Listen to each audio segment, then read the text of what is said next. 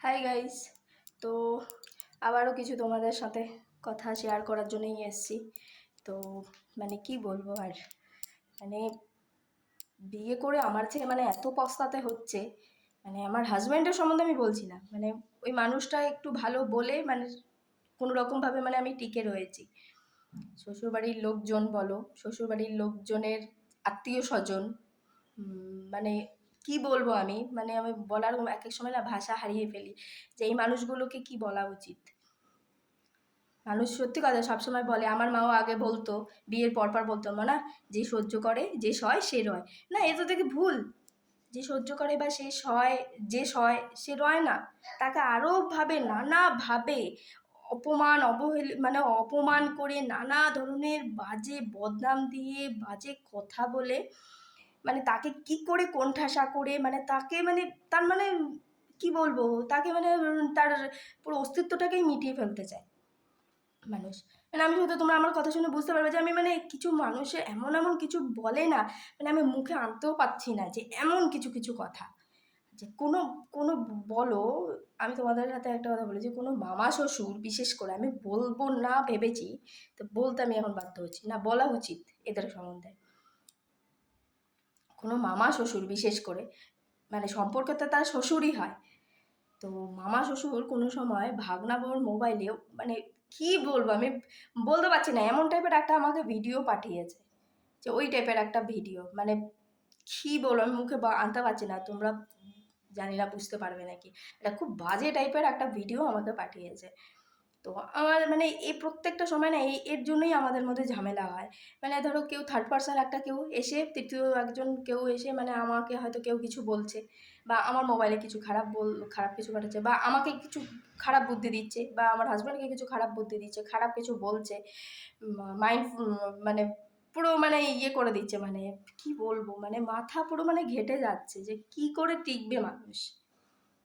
মানুষ তো আর কত সহ্য করে মানুষ, হ্যাঁ কত সহ্য করে। হ্যাঁ, রাত দুপুরবেলা সে আগেও একবার এরকম ফোনের মধ্যে মেসেজ করেছে, গালাগালি উল্টো পাল্টো কথাবার্তা হাজারো একটা।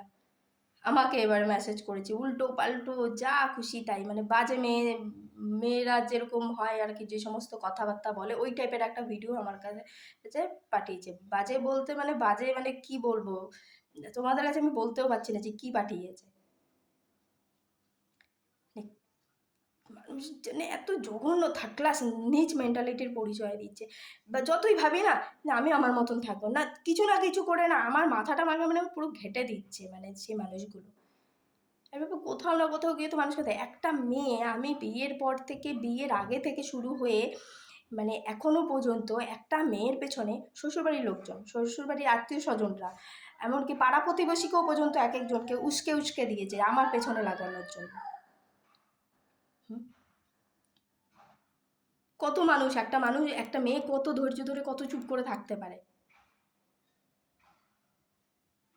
এখন যখন কি বলতো, যারা কাপুরুষ, যাদের সত্যি কথা বা সৎ সাহস নেই সামনে এসে মুখ ফুটে বলা, তারাই পেছন পেছন এই সমস্ত করে বেড়ায়।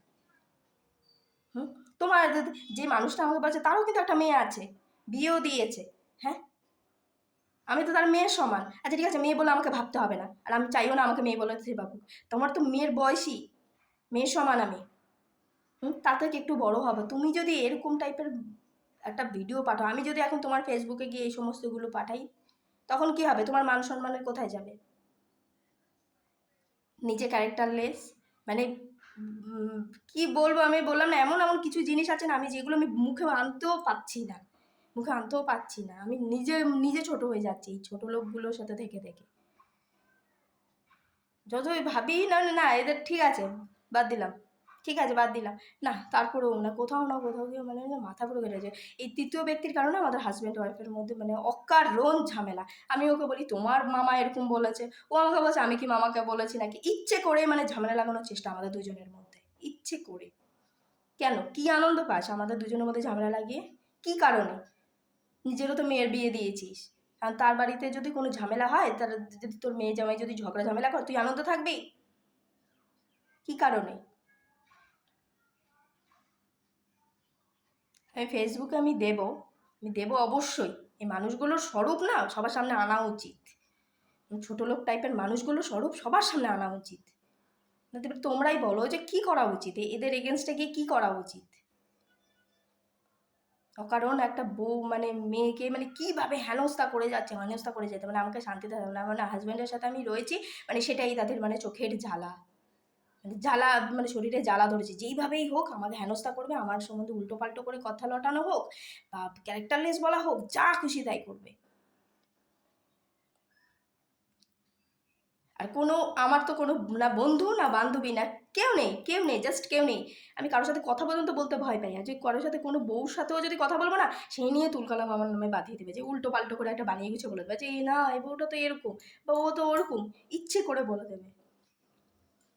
অ্যাটলিস্ট একটা মানুষ, একটা মেয়ে তো একটা, আমি তো তুই এত এত মানুষের সাথে কে করে এরকম, কে করে? আমি শুধু তাই ভাবি এরকম কে করে।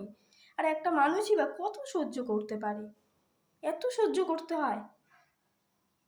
এর থেকে মানে সত্যি কথা বিয়ে না করে মানে থাকতাম, মানে একা একা থাকতাম, আমার কাউকে দরকার নেই, মানে খুব ভালো থাকতাম, হ্যাপি থাকতাম। না আমার বাবা মারাও শান্তিতে থাকতে পারছে, না আমি শান্তিতে থাকতে পারছি, না আমি আমার হাজব্যান্ডের সাথে মানে ঠিকঠাক মতো সংসার করতে পারছি।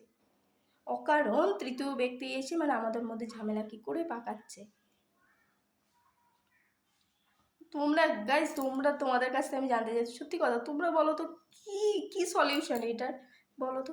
সবসময় সবাই বলে যে বাদ দাও, ইগনোর করে, ইগনোর তো করছি, তারপরেও যদি রাত দুপুরে যদি এরকমভাবে উল্টো পাল্টো মেসেজগুলো মানে পাঠায়, এটা কোনো মানে, উল্টো পাল্টোভাবে এগুলো কোনো মানে আছে?